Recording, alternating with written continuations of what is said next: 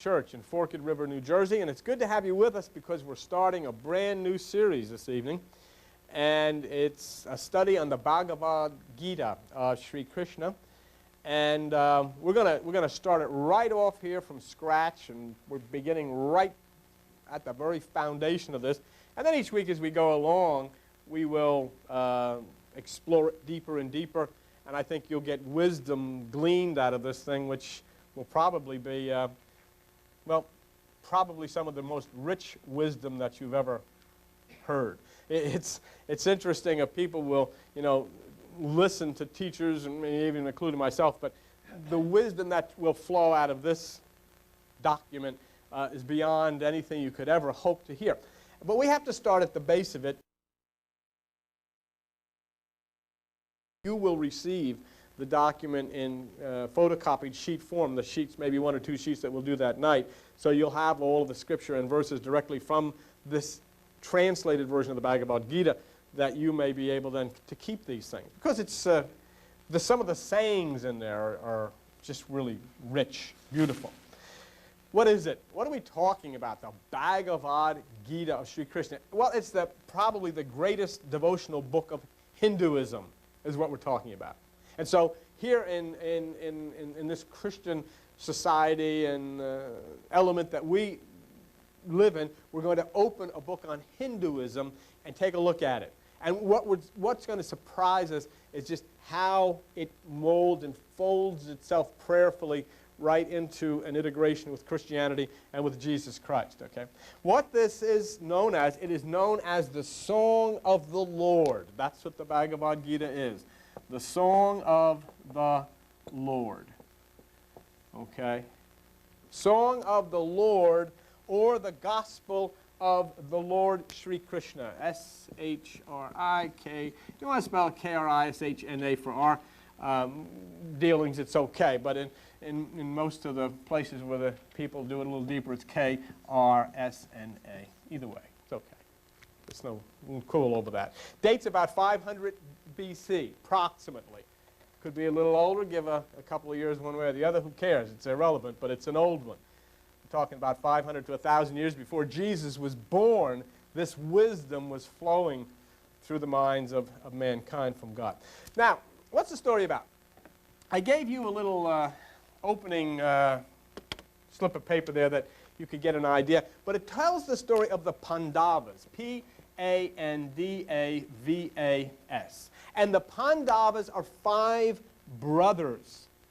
And what they symbolize are the 5 aspects of your divine personality. In other words, 5 aspects of that part of you that reaches out to lift yourself above the lower fourfold nature, the carnal nature, to reach up into the bosom of God, nirvana, the higher consciousness, okay? In other words, these 5 brothers, the 5 Pandavas, are you. They equal you. In fact, everything in the Bhagavad Gita is about you. It's about what goes on in your mind. The good guys are over here, and the bad guys.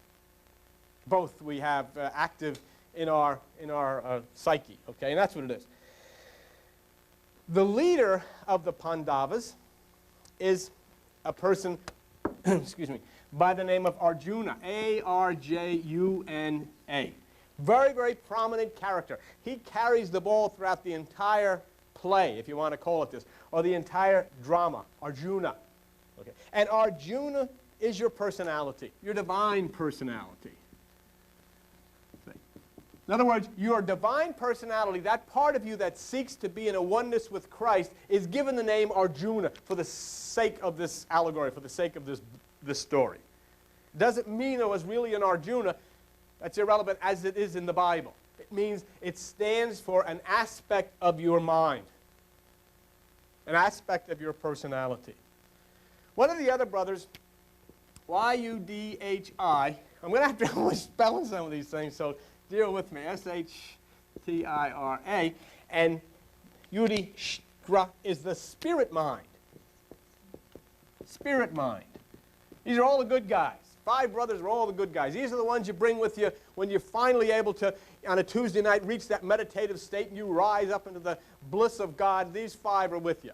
Okay? Generally, when you're working, day-to-day working, generally when you're colliding with the world or in whatever difficulties you may be, you're colliding with the other four. Okay. Who's the other one? Bhima, B-H-I-M-A. That's your divine intellect. Wisdom, understanding. So we got your personality, your divine personality. We got your spirit mind. We got your intellect. And now we've got Nakula, N-A-K-U-L-A, N-A-K-U-L-A, which is love of goodness, good things. Okay. And finally, the five brothers, Sahedva, S-A-H-A-D-E-V-A, truth, S-A-D-A-V-E-A, whatever. Truth, love of truth. So here we have the good guys, our divine personality, our spirit mind, our intellect, love of goodness, love of truth. They represent the Pandavas. You'll find as the story goes along, they are also referred to as the sons of Pandu, P-A-N-D-U. Same thing. Okay. Sons of Pandu. Now what happens here is the same thing that happens to all of us. And what occurs is carried in the Bible as the story of the prodigal son. They lose their father. They're separated from, their father is dead. In other words, there is no divine activity. See, we have these aspects within us, but where are they going to go?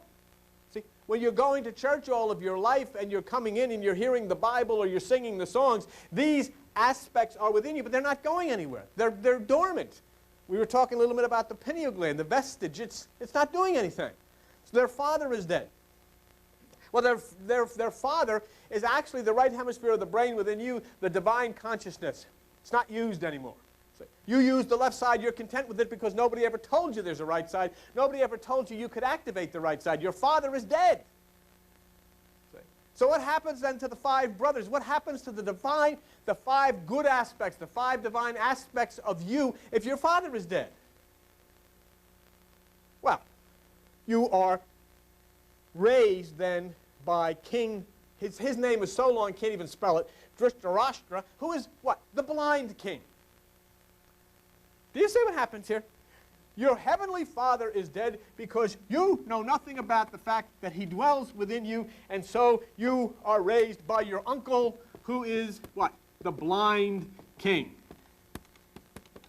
What's that mean? It's your mind. Very well intentioned. Tries to do the best it can. But what's it usually do? Leads you into a ditch. Because it's blind. As Jesus said, one blind person leads another blind person, they both fall into a ditch. The blind person wants very hard to show you the pathway as to where you can reach your goal, but he can't see it, so he falls into a ditch and you fall into a ditch right after him. There's the blind king. And do you see how the book, how this is being put together? The divine aspects, you've lost your father, you have no knowledge of the divine kingdom within you, and so you are following the blind king. You are following that part of your mind, the carnal aspect of your mind, which is well-intentioned but blind. That's basically where the story starts of the Bhagavad Gita. So. What? Sure. B-H-A-G-A-V-A-D-G-I-T-A. Okay? You got it. So when your nature is separated from the Father, what happens? You are led by human instinct, the lower consciousness, the blind king. See, that's why Jesus healed the blind. What did he went around healing the blind. So you could see. Which means you are lifted above that which is the lower mind, raised up to a higher divine mind, and you are set free. So these are the ones we just talked about, the sons of Pandu, the Pandavas, the five brothers, are the good guys. Now, the blind king has 100 sons.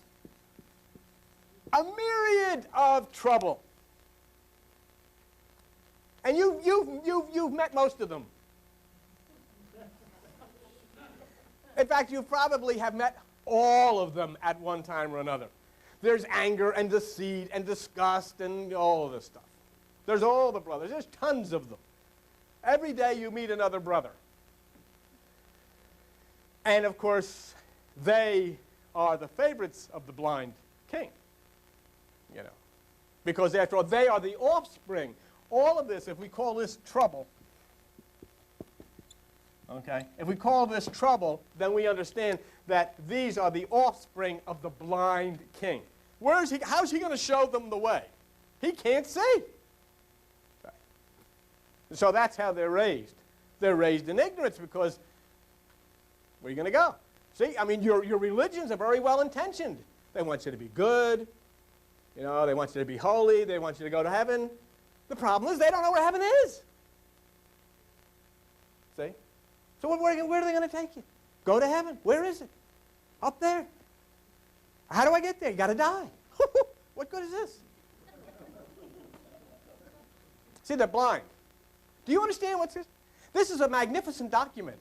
And it just gets better and better and better and better as you go deeper and deeper into it. It's really great.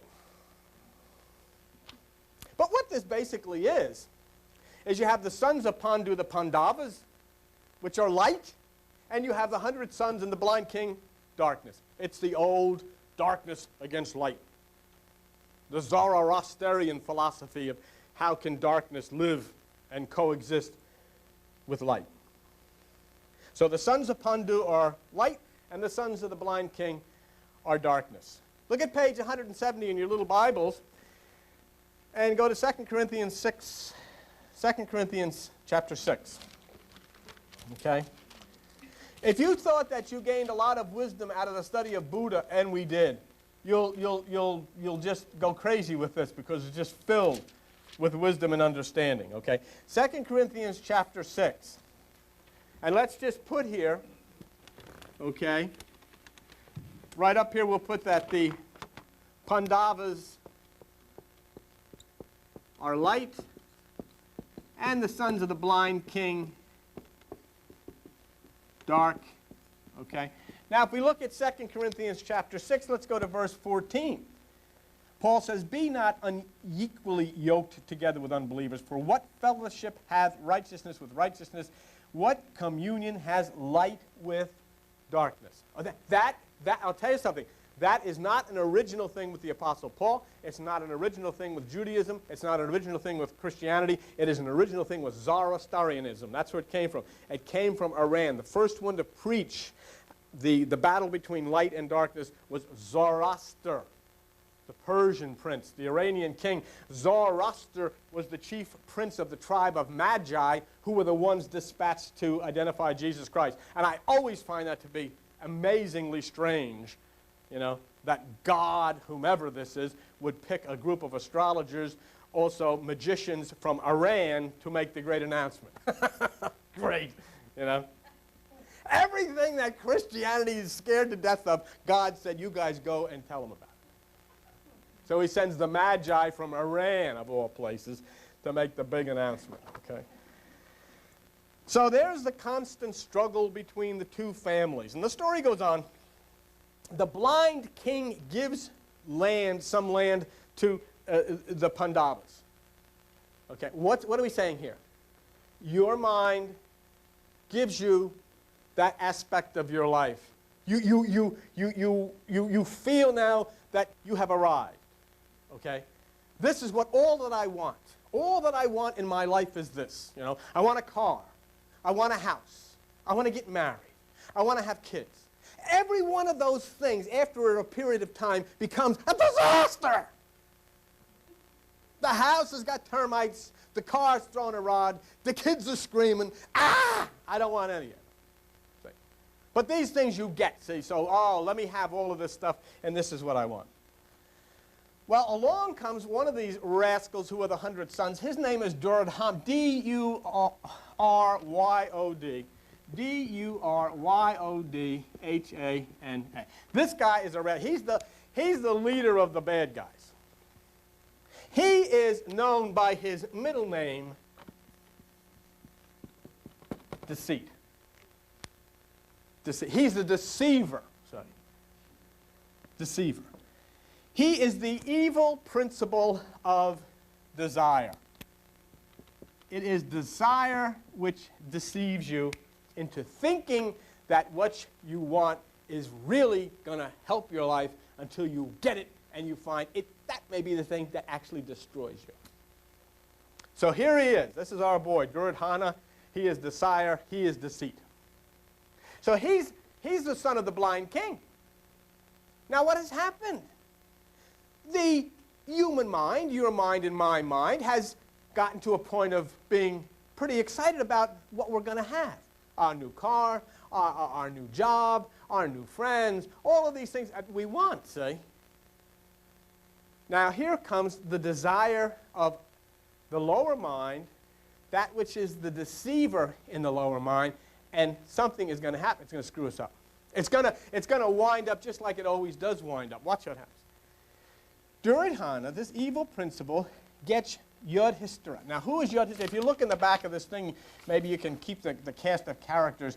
Yudhishthira is the first. The spirit mind. See, what does he do with the spirit mind? He gets him in a dice game. See, deceit gets your spirit to gamble away its rightful heritage in order to try to get more. If you think it's a little bit like Esau and Jacob, it is. That's where the story of Jacob and Esau came from. The spirit is deceived into gambling away its heritage. Oh, and how many of us have done this? See, we have been deceived. We've been deceived by churches. We've been deceived by preachers. We've been deceived by religion. We've been deceived by our parents. We've been deceived by our friends. And they still do it. See? Come, don't go down there. Come up to us. We have the truth and all of this stuff, and all of these blind people that gather around and try to show us the way and so forth. So you gamble your life. You gamble nirvana. You gamble that which is divine consciousness. You gamble it away because you are consumed by the lower mind. You are consumed by your desires to do things. You are consumed and deceived by feelings that you have, traditions that you have. You don't want to offend it. All of these things are Duryodhana. And so Duryodhana cheats at the dice game. The lower mind deceives our spirit, and we lose ourselves. Look at page 549 in your little Bibles, and the rest of you go to book of Proverbs. Okay? Proverbs, and let's look at Proverbs chapter 12. Proverbs chapter 12. And let's go to verse 5. The thoughts of the righteous are right, but the counsels of the wicked are deceit. And the counsels of the wicked are not wicked people, they're wicked thoughts. Those are the things that have to... Think of all the things in your life that have been screwed up, that you were sure were going to bring you happiness. You lost the dice. You know, you rolled the snake eyes. And the dice were loaded anyhow. He had a little bit of stuff in them, so they weren't going to roll the right way. No way you could roll a 7 when you're playing with this guy. The only time you can roll a 7 is when you roll it up above. You cannot roll a 7. You're always going to roll snake eyes when you play dice with this guy. That's what the Bhagavad Gita is telling you. If you want to gamble, then you're going to lose, because his dice are loaded. What that's saying, what the Bhagavad Gita is saying, if you gamble away this which is your divine mind, your divine meditation, it's no gamble. You're going to lose. Definitely going to lose. Okay, so you cannot win. It's impossible because the game is fixed. Okay? Look at page 31 in your little Bibles, and the rest of you go to the book of Matthew. Let's go to Matthew chapter 27 and verse 35. This is the crucifixion of Jesus Christ. And they crucified him and parted his garments, casting lots, that it might be fulfilled which was spoken by the prophet. They parted my garments among them, and upon my vesture did they cast lots. We are quick to gamble with our desire nature to make things come out right, but our desire nature is a deceiver, and we're going to be cheated. We're going to lose. And there's a particular symbolic statement there that even gambling away the covering of Christ, trying our best to figure out how we're going to survive in this world, and we're playing against somebody that's got a loaded dice. What happens here? Oh, we lose, our spirit mind is lost, and Duryodhana, which is the seat of the lower mind, forces the Pandavas, forces the good essence of us to go into exile for 13 years. 1, 3 equals 4. That's our fourfold nature going into bondage. Lost the whole doggone thing. And most of you have been in exile a heck of a lot longer than 13 years. See? Because you played with it. You gambled with it. You got chopped up. You played with somebody who's got a loaded dice, and your fourfold nature came into the bondage of the system, and you're out of it. But now, all of a sudden, here you found something going on within you. All of your life. Let me tell you something. This is a story about all of us so far. We all lost. And we all found ourselves in bondage. We all found ourselves in the wilderness. We had nothing. And we groped around, and then suddenly something stirred within you. The 13 years ended. In other words, you started to feel something drawing your fourfold nature back. Back. And you started challenging the blind uncle, the blind king. You said, I want what's mine back. That's why you're sitting here.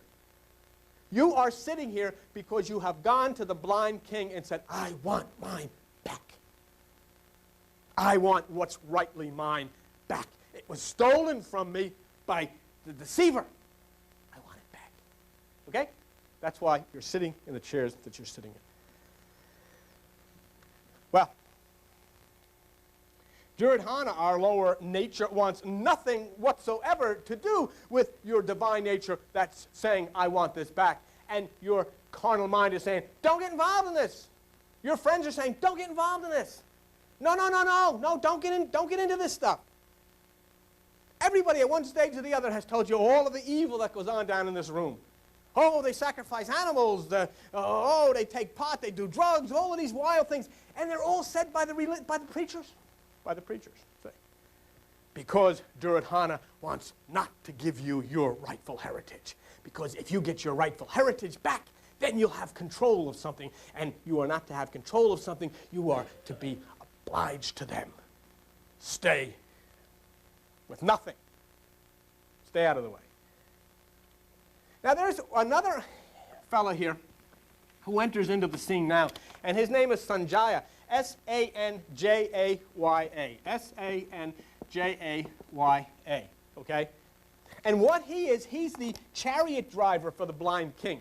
He is your human instinct. He knows what's right, and he tries in some way, shape, or form to get you on the right track, but he doesn't know how to do it. See? I know this is right, and I know that this other way is wrong. I know I got gypped, I know I got cheated, but what do I do with this? How do I get this life turned around?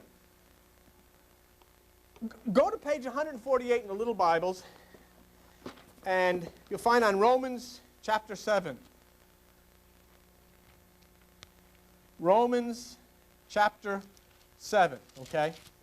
Here's Sanjaya, your instinct. He is trying to intercede for you, so to speak. He's trying to say, you know, what's happened here is wrong. And it's something inside of me is telling me that I should have a way of getting this back, what's mine. I should have a right. I've got some rights here, but what do I do? See, here's what he said. Look at Romans chapter 7 and go to verse 15. For that which I do, I allow not. In other words, the things I'm doing I know are wrong. For what I would, that do I not. In other words, the things that I should do, I don't know how to do. I can't do. But what I hate, that's what I do. That's Sanjaya. That's Sanjaya. He's saying, this isn't right, but I don't know what I can do about it. There must be a better way.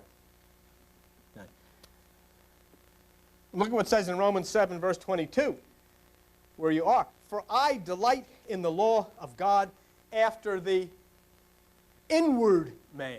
See? See?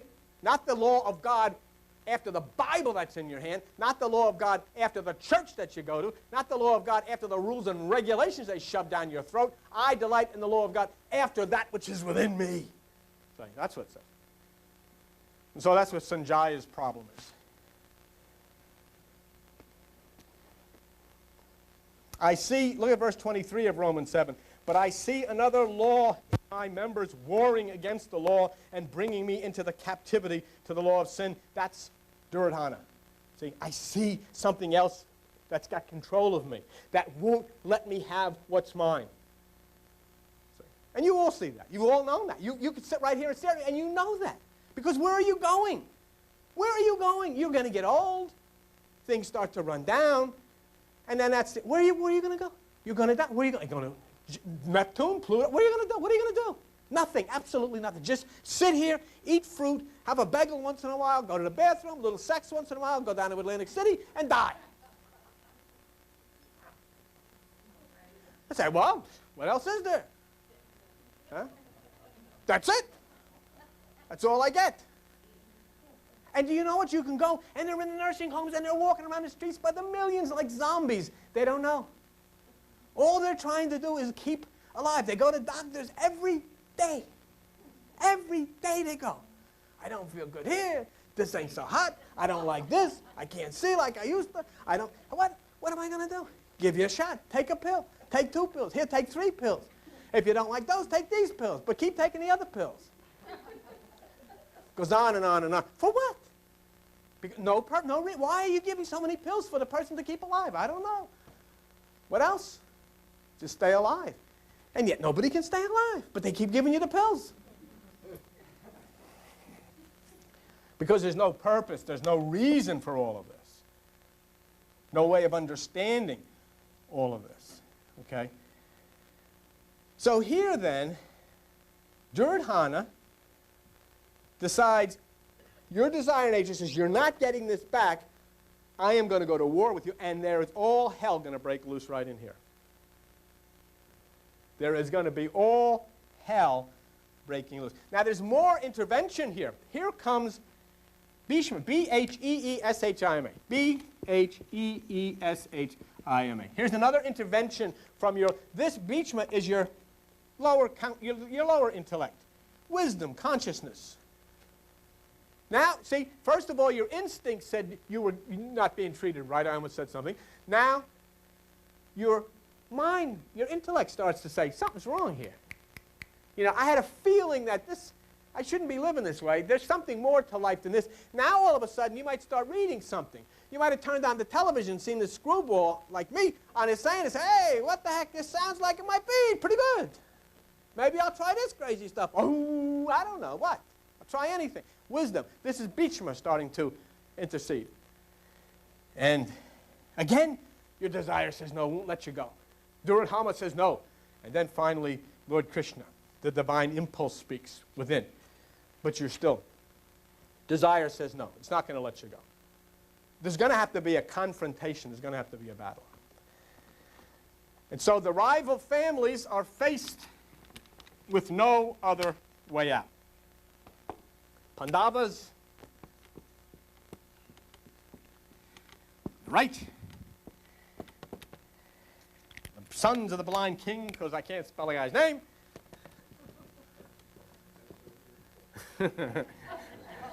Okay. I know that. The line is drawn, okay? This is what's going on inside of you and what many of you have found raging within. The battle lines are drawn. This, in the Bible, is known as Armageddon. That's Armageddon. When the right side unleashes its fury and the left side responds. So the families face each other on the battlefield of Kurukshetra. That's the prelude. On the battlefield of light versus darkness is where the Bhagavad Gita begins. On the battlefield of light versus darkness is where your life really begins. All the rest of it was seeking to find life, seeking to follow the leader, finally coming to grips with the fact that you were being deceived, then coming back to claim what is yours as you are here now, finally not able to overcome the desires, not able to overcome the thoughts of the mind, you find yourself with a battle line drawn. You are going to have to go against this in combat. Going to have to fight. Right. Now, Prince Arjuna, your personality, surveys the battlefield. You can see it's a beautiful drama. He comes out and he surveys the battlefield, and he is caught up with overwhelming sorrow. And here we are. Why does this have to be? Why, my body, my mind, why should this be an enemy to me? I mean, and how am I going to turn and go against the very thing that I've loved and has supported me, myself, my ego, my being, my name, my traditions? Why do I have to fight? Why do I have to kill those very things? What's the purpose of all of it? Why does this have to be done in order for me to find? Why can't I just, somebody tell me and lift me up? Why can't I just be happy? Why can't I just become divine? Why do I have to go through all of this conflict with myself in order to arrive at nirvana? Why? And here Arjuna then, in looking over the battlefield, goes into a deep depression over the futility of war. Why? And then Krishna speaks. God speaks. Christ consciousness speaks to Arjuna. And their conversation is overheard by Sanjaya, the instinct. And Sanjaya, the instinct, begins to tell what was said to the blind king. Huh? What's happened here? Meditation. The Christ speaks within us, speaks within to our divine personality. And the words that come from on high start to come down into our lower instincts and fill our lower minds, and we begin to receive that which is God. That's just what this is about. It's not somebody overhearing what Krishna said to Arjuna and reporting it back to the blind king. It's the fact that these messages, these divine celestial impulses are coming down, being picked up by our divine personality, which is our Christ nature, given down unto our carnal nature, where that which is our instinct, our human instinct, begins to pick up on this. This is why all of a sudden you have a good idea. Wow, I know what I'm going to do. When you say, oh, I know what I'm going to do, Sanjaya has overheard, has picked up something that was said from Krishna to Arjuna, from the right side to your instinct. Because this is all the functioning of your mind. It is not some kind of a play. And Sanjaya reports that what he heard back to the blind king, as I've said to you, and the battle then begins. The war is about to begin. The battle lasts 18 days.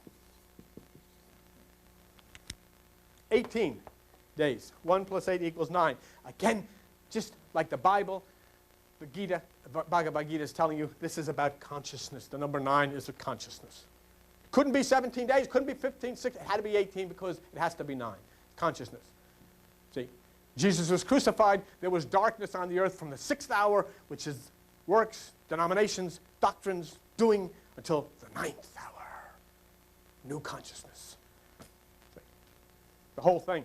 The Bible from beginning to end is consciousness. The Bhagavad Gita is consciousness. Buddha is consciousness. Krishna is consciousness. Jesus is consciousness. Zoroaster is consciousness. The whole thing is consciousness. Because what else is there? If there is no consciousness that is divine within you, then you've got what on the outside?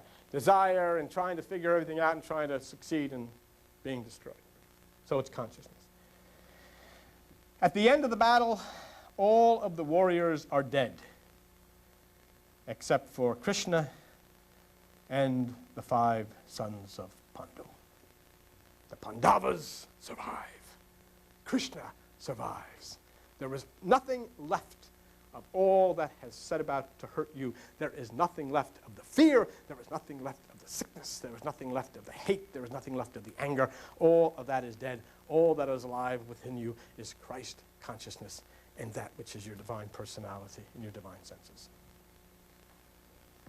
The light overwhelms the darkness and is preserved with the divine mind. So we've done the prelude. This is kind of a little bit like the, before the show starts, they have the, what do they call, the overture. We've done the overture. The good part now begins next week, when we get into the first part, which is the sorrow of Arjuna, see, in which Arjuna then speaks to Krishna and asks him to explain why. Why do you have to come? Why are you alive? Why must you kill out the aspects of your being? And can you kill them? And can you be killed? I mean, what is it all about? What is life all about? What is the purpose? And then, you know what's amazing? That this is one of the most magnificent, most beautiful things ever set on paper in the history of the world. And you know what? Christianity, almost to a person, doesn't even know it exists. See? That's like having never seen the sun. It's like having never seen the sun, having never seen a star. Don't even know they exist. Having never seen a sunset, having never seen a dolphin, having never seen the ocean. That's what it's like. We have been, you talk about the communists, forget it. This is nothing compared to us. At least they put up a wall with them. I mean, with us, it's, looks like it's all nice and we look like we understand everything. In fact, we're even told we're enlightened, we're saved. From what? We're saved from the truth, from peace, from life. You'll learn so much. You'll be lifted so high by the words of the Bhagavad Gita. Thank you.